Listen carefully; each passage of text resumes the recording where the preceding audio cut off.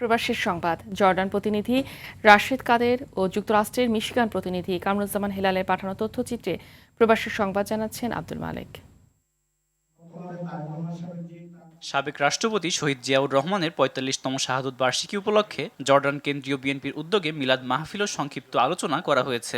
জর্ডানের রাজধানী আম্মানে আয়োজিত মাহফিলে জিয়াউর রহমানের পাশাপাশি বেগম খালেদা জিয়া ও আরাফাত রহমান কুকুর বিদেহী আত্মার মাগফিরাত কামনায় দোয়া করা হয়। মাহবুবুল আলমের সঞ্চালনায় অনুষ্ঠানের শুরুতেই কোরআন তেলাওয়াত করেন কারি আশরাফুল ইসলাম। আবুল কালাম আজাদের সভাপতিত্বে দোয়া মাহফিলে উপস্থিত ছিলেন জর্ডান কেন্দ্রীয় বিএনপির সভাপতি খান মোহাম্মদ লিটন, সাধারণ সম্পাদক সোহেল চৌধুরী, মনির হোসেন, শাহাবুদ্দিন, মোস্তফা মিয়া, জসিমউদ্দিন সহ অন্যান্যরা।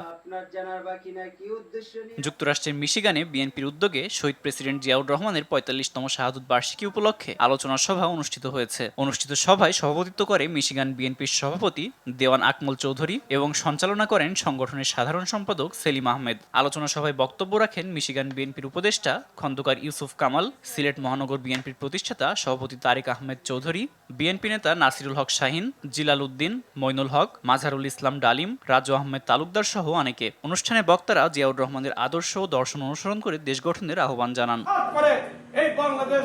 যুক্তরাষ্ট্রের মিশিগানে সিনেট প্রার্থী ডক্টর আব্দুল ইল সাইদের সমর্থনে মিট অ্যান্ড গ্রিট অনুষ্ঠিত হয়েছে। বাংলাদেশ কমিউনিটির বিভিন্ন শ্রেণী পেশার কয়েকশত মানুষের অংশগ্রহণে অনুষ্ঠানটি সফলভাবে সম্পন্ন হয়। অনুষ্ঠানটি সঞ্চালনা করেন ঈশা খান ও সাব্বির খান। আগস্টে যুক্তরাষ্ট্রের প্রাইমারি নির্বাচনে মিশরীয় বংশোদ্ভূত মুসলিম প্রার্থী হিসাবে ডক্টর আব্দুল ইল সাইদ সিনেট প্রার্থী হিসাবে ইতোমধ্যে বেশ শক্ত অবস্থানে রয়েছেন। এর আগে তিনি মিশিগানে গভর্নর পদে প্রতিদ্বন্দ্বিতা করে আলোচনায় আসেন। সেখানে তিনি ৩ লাখের বেশি ভোট পেয়েছিলেন। আব্দুল মালেক, RTV।